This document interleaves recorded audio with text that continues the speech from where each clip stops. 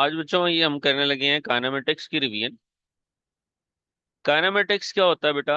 State of motion को हम लोग काइनेमेटिक्स कहते हैं। फिजिक्स की एक ब्रांच है जिसके अंदर हम किसी भी ऑब्जेक्ट की मोशन को डिस्कस करते हैं। तो किसी भी बॉडी की जो स्टेट ऑफ मोशन होती है उसे हम काइनेमेटिक्स कहते हैं। काइनेमेटिक्स के अंदर बेसिक बेसिक चीजें हैं बच्चों। स्टार्ट के अंदर ये फिजिक्स के अंदर आपने डिटेल में पढ़ी होंगी, और हम लोग जल्दी जल्दी से इसको रिवाइज करते जाते हैं। नंबर वन है डिस्टेंस। डिस्टेंस क्या है बेटा? टू पॉइंट्स के दरमियान पाथ बिटवीन टू पॉइंट्स। ठीक है, उसे हम डिस्टेंस कहते हैं। जैसे आप अपने घर से स्कूल का जो डिस्टेंस होगा, ऑब्वियसली ये स्कूल है अगर और ये होम है, तो आप स्ट्रेट तो नहीं जाते होंगे। रोड्स के अकॉर्डिंग हम लोग जो है ना वो स्कूल पहुंचते हैं। That is distance. बट अगर स्ट्रेट पाथ हो joining any two points, that is known as displacement. तो हम डिस्प्लेसमेंट को कहते हैं shortest distance between two points. होता ये भी डिस्टेंस ही है, but shortest distance between two points. ये हमेशा परपेंडिकुलर होता है बेटा, और ये हमेशा स्ट्रेट लाइन होती है। ठीक है, हमेशा परपेंडिकुलर और स्ट्रेट लाइन होगा, इस तरह से straight line. Where distance straight line नहीं होता। ये तो मैंने कर्व बना दिया, वो किसी तरह से भी हो सकता है डिस्टेंस। इस तरह से करके आ गया डिस्टेंस, तो वो कोई भी बन सकता है। यूनिट्स दोनों के सेम है बेटा। मीटर, किलोमीटर, सेंटीमीटर वगैरह यूज होते हैं। Metre, kilometre, centimetre. बट जो नॉर्मल यूनिट, ऐसा यूनिट जिसे आप लोग कहते हैं फिजिक्स के अंदर, वो इसका मीटर होता है। In case of straight line distance, अच्छा ये बड़ी इंपॉर्टेंट बात है। हमारे यहाँ जो क्वेश्चंस में आता है वो कहता है body is moving in a straight line. तो बेटा अगर तो ऑब्जेक्ट स्ट्रेट लाइन में मूव कर रहा है, लेट्स से मैं आपको दो पॉइंट्स देता हूँ, यही दो पॉइंट्स ए एंड बी, और वो आपको बोले कि body is moving in a straight line, ये स्ट्रेट लाइन मूव कर रहा है, राइट लेफ्ट जा ही नहीं रहा। तो इस केस में ये जो लाइन मैंने ड्रॉ की है बेटे, डिस्टेंस और डिस्प्लेसमेंट सेम हो जाता है। देखो ना, डिस्टेंस तब चेंज होता है ना, लाइक ये ए है और ये बी है। डिस्टेंस तब होता है यार जब वो इस तरह से मूव करके घूम के वहां पे उस पॉइंट तक पहुंचे। लेकिन अगर ये ए और ये बी है और स्ट्रेट ए से बी पे जा रहा है ऑब्जेक्ट, तो इस केस में डिस्टेंस और डिस्प्लेसमेंट सेम चीज है। तो अक्सर क्वेश्चन आएंगे जिसके अंदर उसने डिस्प्लेसमेंट की बजाय डिस्टेंस का वर्ड यूज किया होगा, find distance between these two points. तो आपको लगेगा यार ये, लेट से मैं सॉल्व किया, सॉल्व करके मेरा आंसर जो है ना वो नेगेटिव आ रहा है। आप कहेंगे यार डिस्टेंस तो नेगेटिव होता ही नहीं है। डिस्प्लेसमेंट नेगेटिव हो सकता है, बिकॉज डिस्प्लेसमेंट, अभी मैं बताता हूँ, displacement is a vector quantity. वो डायरेक्शन की वजह से साइन का उसमें चेंज आ सकता है, बट डिस्टेंस में तो नहीं आता। लेकिन because body is moving in a straight line, इसलिए वो वर्डिंग सेम हो जाती है, डिस्टेंस वाली भी और डिस्प्लेसमेंट वाली भी। तो इसलिए परेशान नहीं होना। ठीक है, दूसरे नंबर पर स्पीड और वेलोसिटी। स्पीड क्या है? Distance covered by an object in unit time. यानी 1 आवर में अगर आपकी गाड़ी 100 किलोमीटर कवर कर रही है, that means speed is 100 kilometre per hour. So distance covered by an object in unit time. और वेलोसिटी क्या है? Displacement covered by an object in unit time. तो the only difference between speed and velocity is distance and displacement. दोनों का symbol same है, we.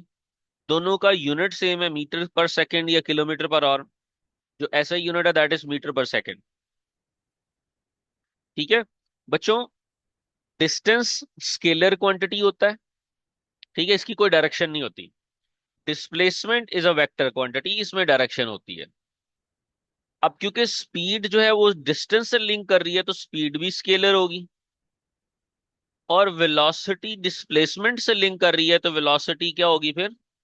Vector quantity होगी। यानी velocity की भी डायरेक्शन होती है, वेरा स्पीड की कोई डायरेक्शन नहीं होती। आपकी गाड़ी 150 किलोमीटर पर आवर पे जा रही है, तो कोई डायरेक्शन तो नहीं बताते ना इस तरफ जा रही है, तो स्पीड है वो, सिंपल। थर्ड है जी एक्सेलरेशन।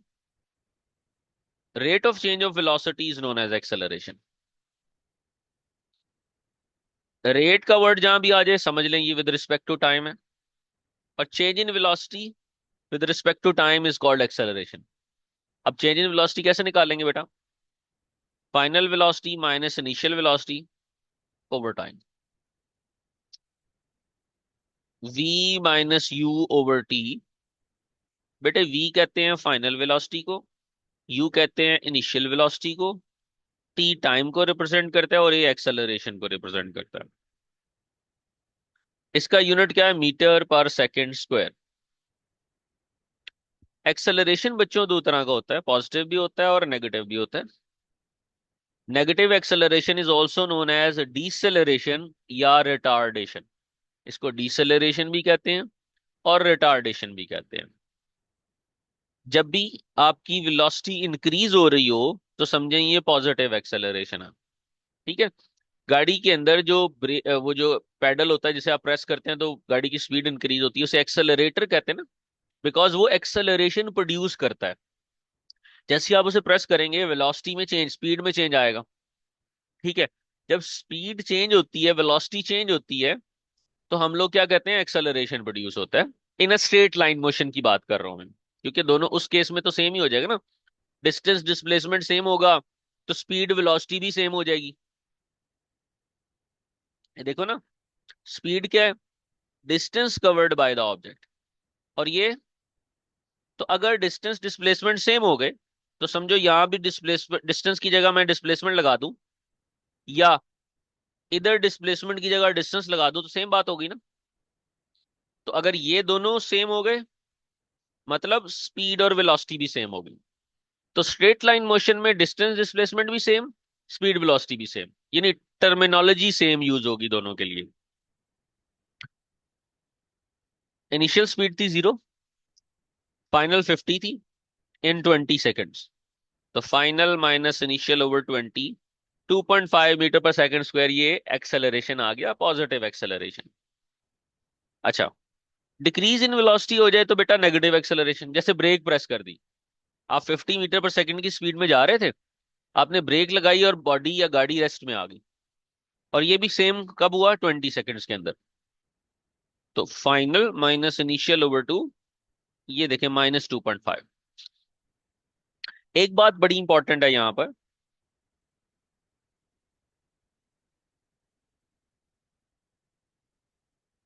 और वो क्या है बेटा? अगर आप रिटार्डेशन या डीसेलरेशन की टर्मिनोलॉजी यूज कर रहे हैं पेपर में, तो फिर आप इस 2.5 के साथ माइनस का साइन नहीं लगाएंगे। देखो मैंने ऊपर यहां एक्सेलरेशन था तो मैंने यहां माइनस लगाया हुआ है। अगर रिटार्डेशन या डीसेलरेशन लगा रहे हैं तो फिर यहां माइनस का सिंबल नहीं लगाना, बिकॉज रिटार्डेशन और डीसेलरेशन का इटसेल्फ मतलब ये है कि ये नेगेटिव एक्सेलरेशन है, तो फिर माइनस नहीं यूज करते। कांस्टेंट स्पीड, अगर कांस्टेंट स्पीड या वेलोसिटी की बात हो रही है तो ऐसे केस में बेटा एक्सेलरेशन क्या होगा? 0। एक्सेलरेशन क्या होगा? 0। ठीक है। और डिस्टेंस का फॉर्मूला क्या? स्पीड मल्टीप्लाइड बाय टाइम, या स्पीड का फॉर्मूला होता है डिस्टेंस ओवर टाइम, जो मर्जी आपको याद है वही ठीक है। यूनिफॉर्म या कांस्टेंट एक्सेलरेशन का क्या मतलब है? इसमें ये तीन केस आ रहे हैं, पुली भी आती है, फ्री फॉल भी आता है, इंक्लाइंड प्लेन भी आता है। उसके लिए हम लोग ये वाली इक्वेशंस यूज करते हैं, इक्वेशंस ऑफ मोशन। कौन सी बेटा? v equals to u plus a t, s equals to u t plus half a t square, और 2as equals to v square minus u square. ठीक है। एस क्या है? डिस्प्लेसमेंट या डिस्टेंस, वी फाइनल वेलोसिटी को कहते हैं, you initial velocity को कहते हैं, ए एक्सेलरेशन को कहते हैं, और टी किसे कहते हैं?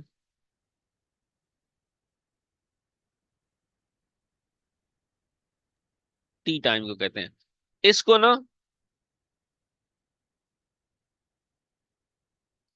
अक्सर सुएट इक्वेशंस भी बोलते हैं। सुएट क्यों? क्योंकि इसके अंदर डिस्टेंस या डिस्प्लेसमेंट की बात हो रही है, ये आ रहा है। यू क्या है? Initial velocity. वी क्या है?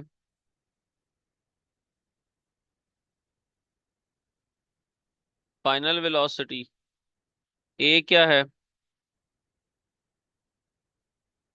एक्सेलरेशन। और टी क्या है बेटा? टाइम। ठीक है, यहां तक क्लियर है?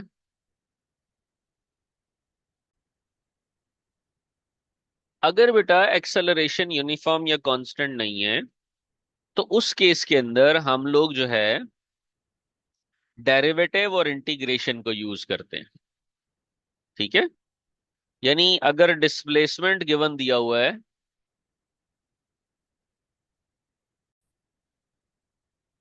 तो मैं बता रहा था कि अगर एक्सेलरेशन कांस्टेंट या यूनिफॉर्म नहीं है, कांस्टेंट नहीं है, तो फिर हम लोग क्या करते हैं? हम लोग डेरिवेटिव को और इंटीग्रेशन को यूज करते हैं। यानी अगर डिस्प्लेसमेंट की इक्वेशन गिवन दी हुई है और हम उसका डेरिवेटिव लेंगे तो क्या बन जाएगी? वेलोसिटी। वेलोसिटी का डेरिवेटिव लेंगे तो क्या आएगा? एक्सेलरेशन। डिस्प्लेसमेंट का डेरिवेटिव वेलोसिटी, वेलोसिटी का डेरिवेटिव एक्सेलरेशन। इसी तरह से एक्सेलरेशन की इंटीग्रेशन लें तो वेलोसिटी, और वेलोसिटी की इंटीग्रेशन लें तो डिस्प्लेसमेंट आता है। ठीक है, आपको याद है ना बेटा, डिस्प्लेसमेंट टाइम ग्राफ का ओ लेवल्स में पढ़ा था, डिस्प्लेसमेंट टाइम ग्राफ का ग्रेडियंट लो तो वेलोसिटी आती है। तो भाई ग्रेडियंट ऑफ टेंजेंट डेरिवेटिव को ही तो कहते हैं। और वेलोसिटी का डेरिवेटिव यानी वेलोसिटी का ग्रेडियंट एक्सेलरेशन। ठीक है, इसी तरह से एक्सेलरेशन की integration area under the curve, याद है? एक्सेलरेशन टाइम ग्राफ में area under the curve velocity होती थी। तो एरिया अंडर द कर्व किससे निकलता है? हमने पढ़ा हुआ है P1 में, एक्सेलरेशन इंटीग्रेशन से। तो एक्सेलरेशन की इंटीग्रेशन वेलोसिटी, वेलोसिटी की इंटीग्रेशन डिस्प्लेसमेंट। लेकिन यहां पर दो तीन चीजें हैं जो आपने माइंड में रखनी है। Number one, if value of displacement is either given और रिक्वायर्ड, तो यानी डिस्प्लेसमेंट की या तो वैल्यू वो आपको गिवन दे दे, वैल्यू की बात कर रहा हूं, एक्सप्रेशन नहीं कह रहा, इक्वेशन नहीं कह रहा। यानी वो कह रहा है जी from A to B displacement है 250 मीटर, तो ये वैल्यू है। तो अगर डिस्प्लेसमेंट की वैल्यू बता रहा है तो बेटे, या फिर वो पूछ रहा है, तो आपने जब वेलोसिटी से डिस्प्लेसमेंट में आना है तो इंटीग्रेशन करते हैं ना, तो याद है इंटीग्रेशन में लिमिट्स भी होती हैं, और इंटीग्रेशन में ही एंड पे प्लस सी भी करते हैं। जब लिमिट्स होती हैं तो फिर प्लस सी नहीं करते, और अगर लिमिट्स ना हो तो सी ऐड करते हैं, ऐसे ही करते हैं ना। तो बेटे अगर तो आप एक्सेलरेशन से वेलोसिटी में आ रहे हो तो सिंपल इंटीग्रेशन करेंगे और एंड पे हमेशा सी ऐड होगा, हमेशा होगा, ऑप्शन ही नहीं है कोई और। लेकिन अगर आप वेलोसिटी की इंटीग्रेशन करके क्या बना रहे हो? डिस्प्लेसमेंट बना रहे हो, तो दो ऑप्शन है। अगर तो वो डिस्प्लेसमेंट की वैल्यू मांग रहा है, वैल्यू मांग रहा है या गिवन दी हुई है, दोनों केसेस में जब हम इंटीग्रेशन लेंगे तो इंटीग्रेशन में हम लोग लिमिट्स लगाएंगे, ए से बी जो भी लिमिट्स होंगी। और अगर वो वैल्यू नहीं मांग रहा, वो इसका एक्सप्रेशन मांग रहा है, एक्सप्रेशन, तो फिर हम इंटीग्रेशन लेंगे और इंटीग्रेशन में एंड में प्लस सी ऐड करेंगे। If expression of displacement is required, then we integrate without limits and introduce c at the end, और एंड पे सी ऐड कर देंगे। ठीक है, तो अगर डिस्प्लेसमेंट की वैल्यू मांग रहा है या गिवन है तो फिर लिमिट्स लगेंगी, और अगर एक्सप्रेशन मांग रहा है तो लिमिट्स नहीं लगेंगी। फिर ये कुछ चीजें हैं जो आपने याद करनी है। कौन सी हैं जी? Number one, turning point. अगर किसी भी क्वेश्चन में ये टर्मिनोलॉजी यूज की हो कि टर्निंग पॉइंट है या इंस्टेंटेनियसली एट रेस्ट है, body is instantaneously at rest, या उसका टर्निंग पॉइंट है, तो बेटे वहां वेलोसिटी जीरो होगी। वहां वेलोसिटी क्या होगी? जीरो। उसके बाद आप देखें ना, यहां से आप ऑब्जेक्ट को ऊपर फेंकें, जब वो मैक्सिमम हाइट को रीच करता है तो उसकी वेलोसिटी क्या हो जाती है? फिर वहां से टर्न होता है ना वापस नीचे डाउनवर्ड्स। तो इंस्टेंटेनियसली एट रेस्ट का वर्ड लिखा हो या टर्निंग पॉइंट का लिखा हो, बोथ केसेस में वेलोसिटी जीरो। अगर वो टर्म यूज करे मैक्सिमम डिस्प्लेसमेंट, मैक्सिमम डिस्प्लेसमेंट, तो वहां भी वेलोसिटी जीरो। क्योंकि मेरी बात सुनो, कोई भी चीज मैक्सिमम या मिनिमम का होती है, स्टेशनरी पॉइंट पे होती है ना। और स्टेशनरी पॉइंट में क्या होता है? Derivative zero. तो मैक्सिमम डिस्प्लेसमेंट का मतलब है कि अगर डिस्प्लेसमेंट का कोई एक्सप्रेशन दिया हुआ है तो इसका डेरिवेटिव लेंगे, तो ds/dt को किसके इक्वल पुट कर देंगे? जीरो। और बेटा ये डेरिवेटिव ऑफ डिस्प्लेसमेंट क्या वेलोसिटी नहीं होता? तो इसका मतलब इसीलिए कहते हैं कि वेलोसिटी जीरो होगी मैक्सिमम डिस्प्लेसमेंट के केस में। अगर बोले maximum velocity, again maximum velocity है तो बेटा कोई भी चीज मैक्सिमम मिनिमम का होती है स्टेशनरी पॉइंट पे। तो मैक्सिमम वेलोसिटी का मतलब है वेलोसिटी का डेरिवेटिव लो, जीरो के इक्वल पुट कर दो। और वेलोसिटी का डेरिवेटिव किसके इक्वल होता है? वो तो एक्सेलरेशन के इक्वल होता है। इसका मतलब अगर वो मैक्सिमम वेलोसिटी बोलेगा तो हम किसको जीरो के इक्वल पुट करेंगे? एक्सेलरेशन को जीरो पुट करेंगे। और अगर वो मैक्सिमम एक्सेलरेशन पुट करता है तो एक्सेलरेशन से आगे कुछ नहीं है, तो फिर हमें एक्सेलरेशन का डेरिवेटिव लेके उसी को जीरो के इक्वल पुट करना पड़ेगा। आगे कोई चीज नहीं आएगी। ये वाली बात समझ आ गई? जी सर। और तीसरे नंबर पे बेटा काइनेमेटिक्स के अंदर हमारे पास जो थर्ड पोर्शन है इस चैप्टर का, वो ग्राफ्स का है। फर्स्ट वाला हमने किया कांस्टेंट एक्सेलरेशन, जिसमें हमने वो इक्वेशंस पढ़ी, इक्वेशंस ऑफ मोशन। सेकंड वाला हमने पढ़ा जिसके अंदर हम लोगों ने डेरिवेटिव लेके, डिस्प्लेसमेंट का डेरिवेटिव वेलोसिटी, वेलोसिटी का डेरिवेटिव एक्सेलरेशन, और एक्सेलरेशन की इंटीग्रेशन वेलोसिटी, वेलोसिटी की इंटीग्रेशन डिस्प्लेसमेंट। अब डिस्प्लेसमेंट टाइम ग्राफ का ग्रेडियंट लें तो वेलोसिटी आता है, डेरिवेटिव मतलब ग्रेडियंट। वेलोसिटी टाइम ग्राफ का ग्रेडियंट एक्सेलरेशन। ये देखो, ये हमने ये सेकंड पोर्शन पढ़ा था ना इसी चैप्टर का, ये वाला, कि डेरिवेटिव से वेलोसिटी, डेरिवेटिव से एक्सेलरेशन, इंटीग्रेशन से वेलोसिटी, इंटीग्रेशन से डिस्प्लेसमेंट। अब ये ग्राफ्स की अगर बात हो रही है तो ग्राफ्स के अंदर बेटा ये चलता है, डिस्प्लेसमेंट टाइम ग्राफ है, ग्रेडियंट लें क्या बनेगा? वेलोसिटी बनेगी। वेलोसिटी टाइम ग्राफ है, ग्रेडियंट लें क्या बनेगा? एक्सेलरेशन बनेगा। यानी डिस्प्लेसमेंट टाइम ग्राफ का gradient velocity, velocity time graph का ग्रेडियंट एक्सेलरेशन। रिवर्स आना है, एक्सेलरेशन टाइम ग्राफ का एरिया अंडर द कर्व क्या होगा? वेलोसिटी। वेलोसिटी टाइम ग्राफ में एरिया अंडर द कर्व क्या होगा? डिस्प्लेसमेंट। ठीक है। अब हम इस चैप्टर के क्वेश्चंस करेंगे।